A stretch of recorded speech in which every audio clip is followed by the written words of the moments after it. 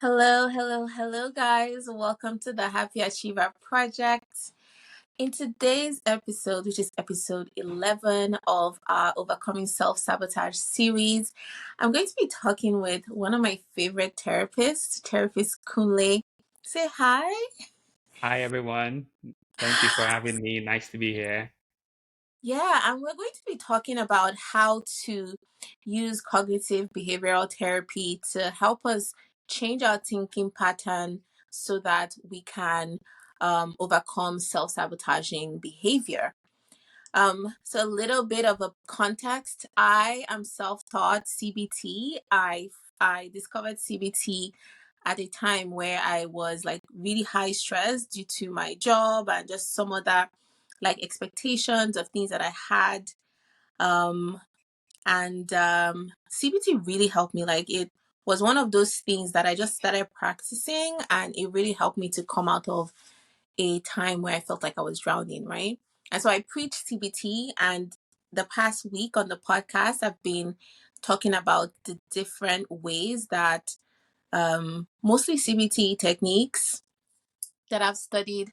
And I thought it would be great to have an actual therapist to come and share, you know, from a professional's point of view, what CBT is and how it can help anxious achievers to reduce stress, reduce anxiety, and change the thinking pattern that actually cause this stress, this anxiety, and this self sabotage. So, welcome and thank you for taking up this this task of educating us. Yeah, So, my pleasure. what is your take on CBT? Yeah, CBT is a very common psychological treatment that a lot of therapists, psychologists use just to treat various situations. CBT on the basic is just a psychological treatment that's very effective in helping to with different range of problems, including depression, anxiety, drug abuse, marital problems, so many situations that CBT has been proven to be very effective.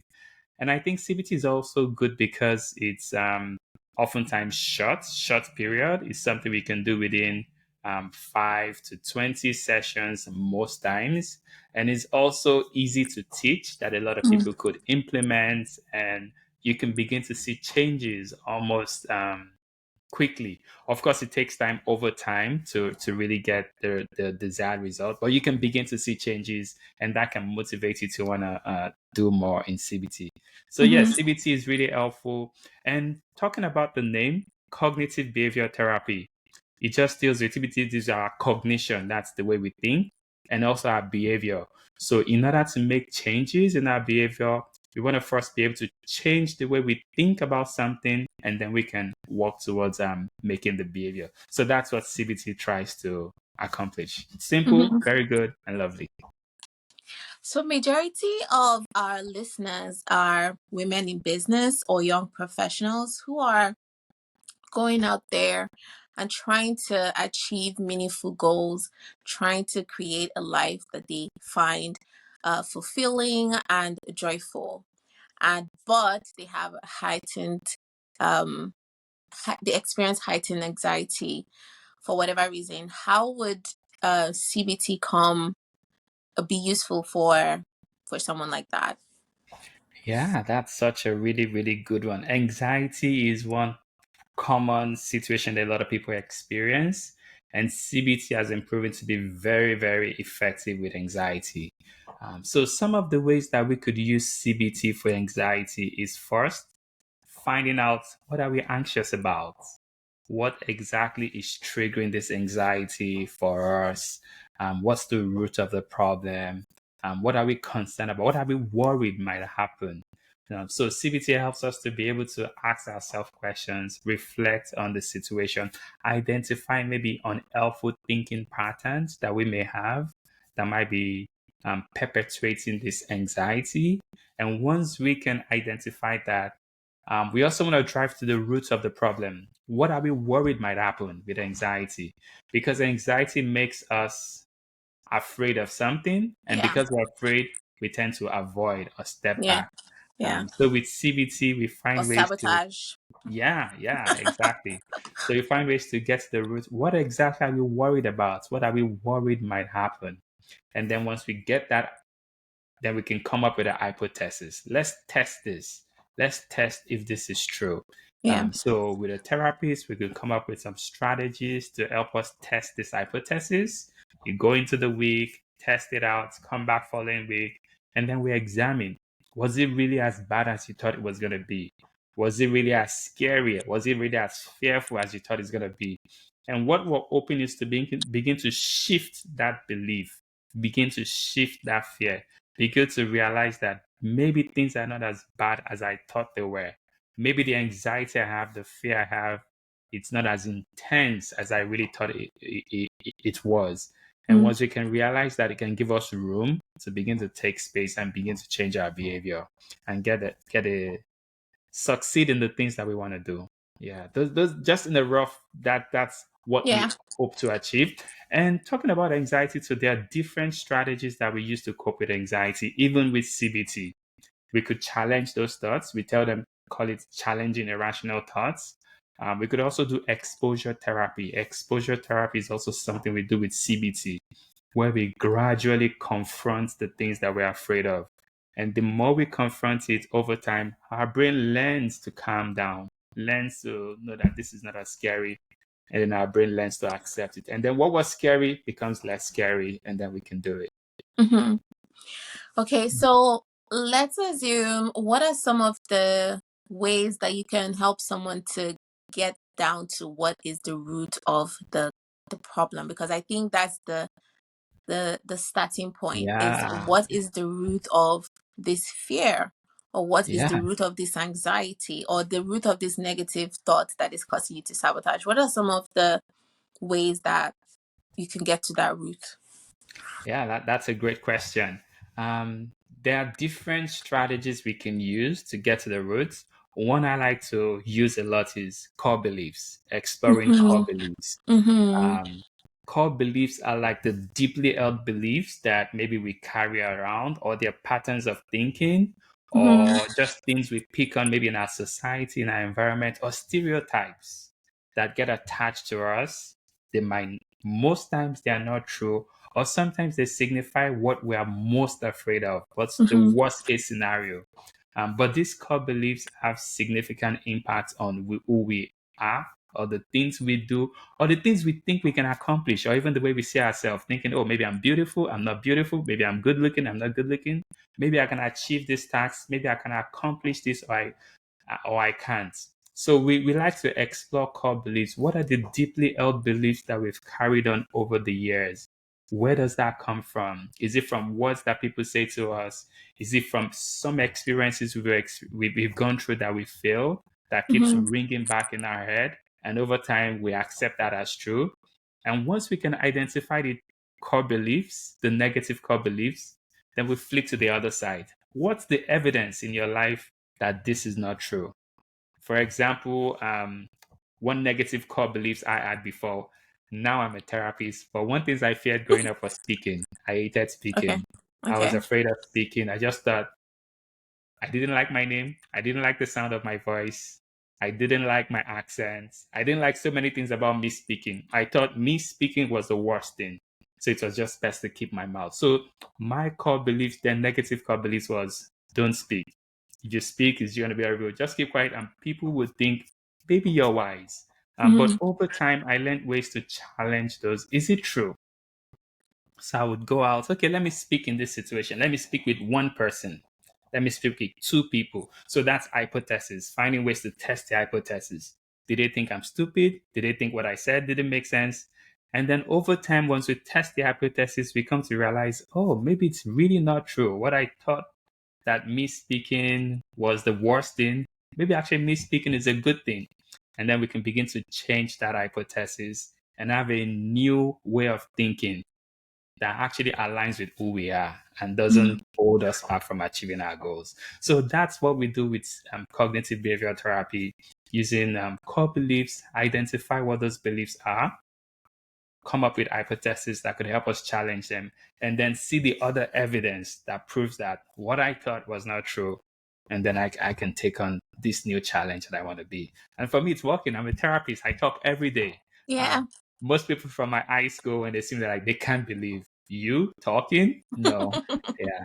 But I CBT is love very it. helpful in that way. Yeah. I love it. It's so good to hear that because I think that a lot of people are held back by core beliefs, some which it's not even there, some which they were inherited from people that maybe it was through like 100 years ago, but right now things have changed, and so we need to change that cognitive. And I think another thing that I get from that is that sometimes um the things that are stored in our subconscious are very powerful in terms of triggering our behavior, right? Yeah. And I guess this way is a way to find out those things. And Yeah, you're absolutely right. I'm talking about the subconscious. And a lot of times, the subconscious or unconscious thoughts drive the things that we do, and we're not even aware of it. It's almost like you're living on autopilot. So, yeah, yeah, CBT helps us to investigate, find out, dig deep. What are these things? Then bring it to the surface, and then we can actually take steps to challenge them, to change them, and just not go along with status quo. But yes, unconscious thoughts does affect a lot of us. We just do things the way it's always been done yeah. without even understanding why it's been done. But yeah, it's a good way to be able to just reflect and challenge the way we think in order to be able to achieve our goals and live life authentically the way we want to live life. Yeah. So is it safe to say that CBT helps us to come out of autopilot and into our purpose? Yeah, CBT can be very helpful in that. It can help us come out of Okay. just cruising or just because if you're cruising, we're not even sure who set that cruise. We're not who set the course. It could be generations, it could be patterns, it could be society, what society conditions us to be. It could Hmm. be environment we find ourselves that conditions us to be. The example I gave of myself, I was conditioned for years. Just don't speak. Just keep quiet and you will make a fool of yourself. Hmm. So there's so many things that could condition us. And when we've done it over the years, we believe it. So we just go on that autopilot. But CBT can help to create a change in a Yeah. good way and help us check in to see what am I doing? Why am I doing? Where does that come from? Is that true? And then I can make the change that I want to make in order to move forward. Yeah, you're right. So it does help to take us out of that autopilot. Okay. So what about with rejection and setbacks? Um when you're actually going for your goals, let's say with the speaking thing, your challenge that you had, what if you went forward um with doing this and you had a bad experience? How Yeah. does CBT help you to bounce back quickly? Yeah, rejection and setback. That's very, very practical. So when it comes to rejection and setbacks, as human beings, oftentimes we tend to remember the negative experience. Mm-hmm. Sometimes the positive ones, it's okay, it's no big deal. We don't celebrate it so much. We just focus on the. So sometimes when we have rejection or setback, it could be, oh, I'm trying to date this person, they rejected me, or it could be, I'm trying to achieve this goal, I had a setback. Sometimes we tend to catastrophize. That means these rejections, we tend to blow it out of proportion. Like, oh, every time I always fail. Every Mm. time nothing works. Every time, why is this always? We think we're the worst people on earth. And sometimes we call that distorted thinking also. Our thinking is not as clear as it should be because of all the intense emotions we're feeling with this rejection. We sometimes tend to catastrophize, just take it to the worst case possible. I'm always a failure. Nothing I do ever works. Those are some things that people could say. So with CBT, we could, I always love to hear those words. So we write it down. What do you think, right? I think like I'm the worst. Okay, let's write that down. Mm-hmm. Now let's see. What's the evidence that I'm the worst, that everything I do never works? Oh, maybe I did it this time.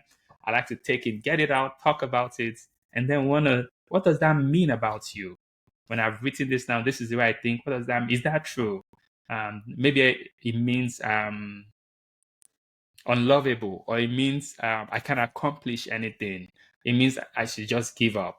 And and then where does that come from? What are experiences we've had that made us think this is true? And then we can begin to challenge, is that really true? Are there other experiences you've had where you succeeded? Are there other situations where you've tried something and you accomplished it?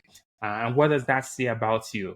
And just being able to have a balanced view and not Mm-hmm. catastrophize and think this is the worst End thing of the possible. world. This is the way yeah, exactly. So just bringing that check, like I said, still challenging that hypothesis. Is that really true? Am I really this dumb? Am I really unlovable? And once we can challenge that hypothesis, we create room, and then we can expand that and have a balanced, realistic view.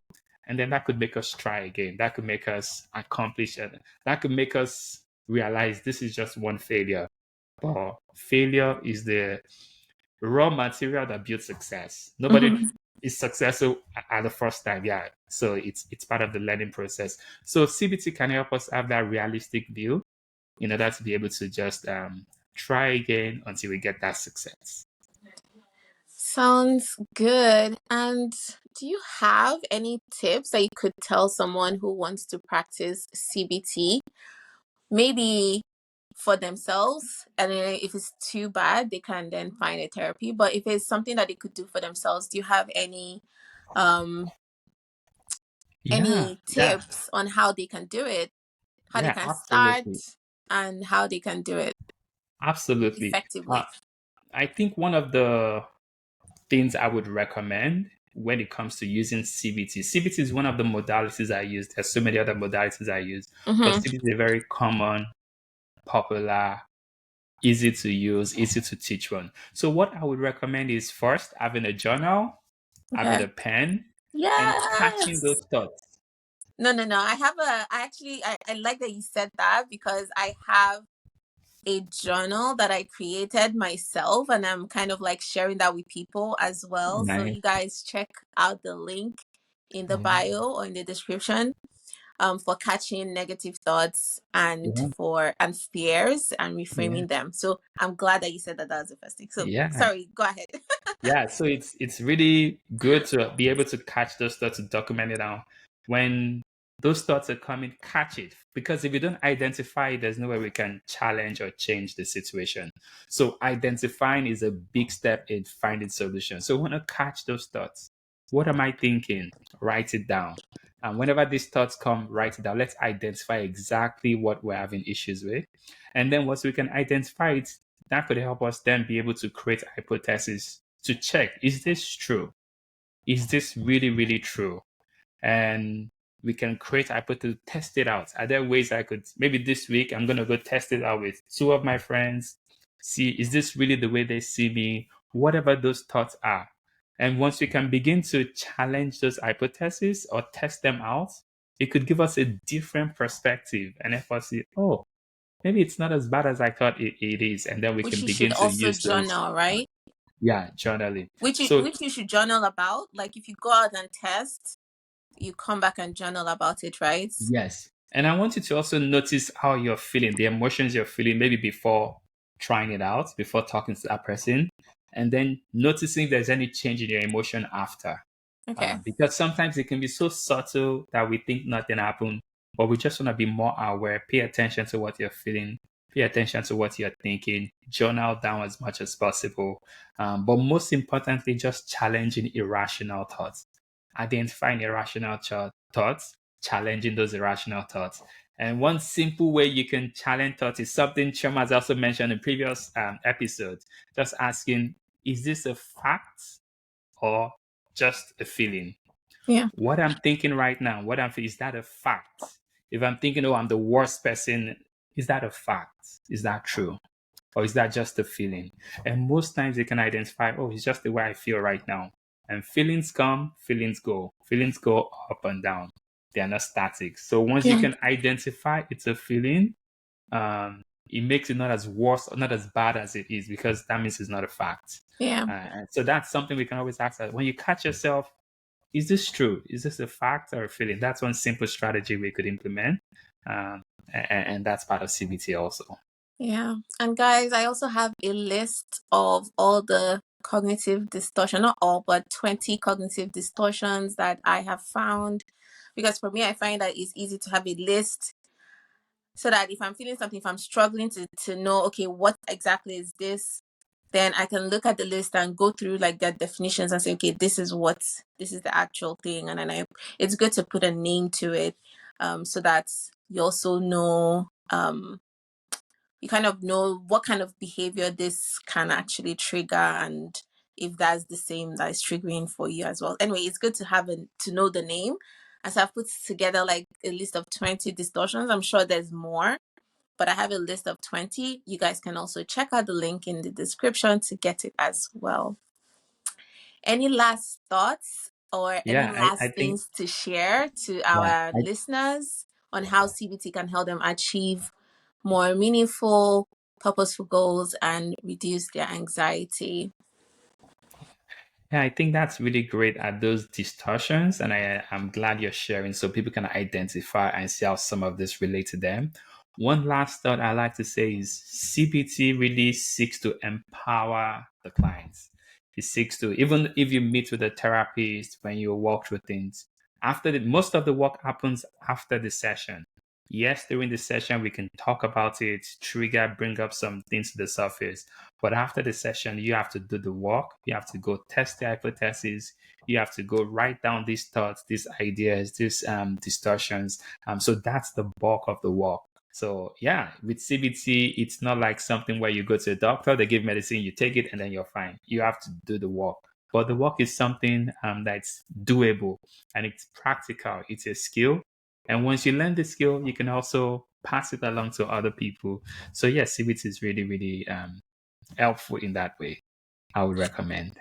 Thank you so much for joining us. Where can people find you if people want to reach out to you and they want your help with achieving their goals, or with reducing anxiety while achieving their goals, or with any other therapeutical needs that they might have? Where can people find you? Yeah, thank you. You can find me on Instagram, Kunle Psychotherapy. That's the handle. So Kunle Psychotherapy. You can also find me on my website, www.kunlepsychotherapy.com. Please reach out if you have questions. Yeah, I'll be glad to answer, see what we can do. If you need support, need a therapist, please reach out as well. I'll be glad to support any way that I can. And thank you so much for having me. It's such a pleasure to be Wait, here. you know what? I just realized that you did not even share how you got into therapy. I don't know if people want to know this, but a Nigerian therapist for me is a gold mine. I'm like, what? We Nigerian Yeah, that's therapists, no, we don't gel because we don't do therapy really. So how did yeah. you get Yeah. into therapy? Yeah, that's an interesting question. How did I find myself in therapy? I do tell people I feel like I was kind of called into this.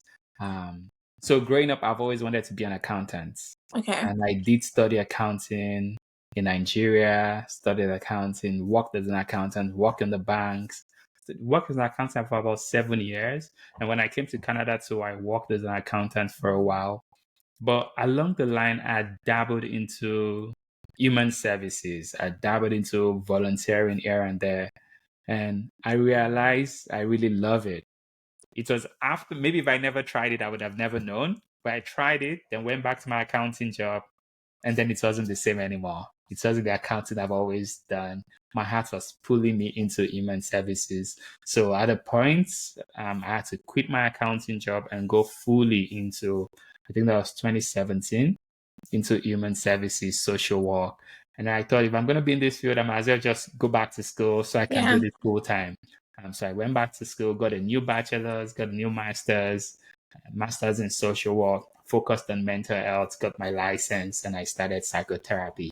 And since starting, oh, I love it. I feel like this is, maybe growing up in Nigeria, I never knew a profession like this Yeah. existed. But Yeah. now looking back, I can see I've always done this all my life. Now it makes sense. I notice I've always been the one people come to talk to about things. I've always been, and sometimes I remember what happened. I remember being in university in Nigeria. One of my friends came into my apartment crying. And then I just remember the door. When she came, I opened the door, came crying, and then she was leaving those two. And when she was smiling. And I was asking myself, what did I do? What did I say? What changed? She came Yeah. and she left.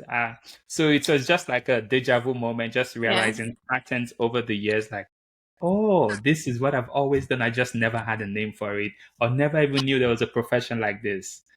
So yeah, that's how I found myself into psychotherapy, and I love it. Yeah, Oh, that's such a lovely story of finding your purpose. And, that's what we preach here. Find your purpose. It just makes yeah, life a lot more easier. Even it yeah, doesn't make life, it doesn't mean that you don't work, because I know that you work more now. Because I've been trying to get you to come on, and it's like you're working even to midnight.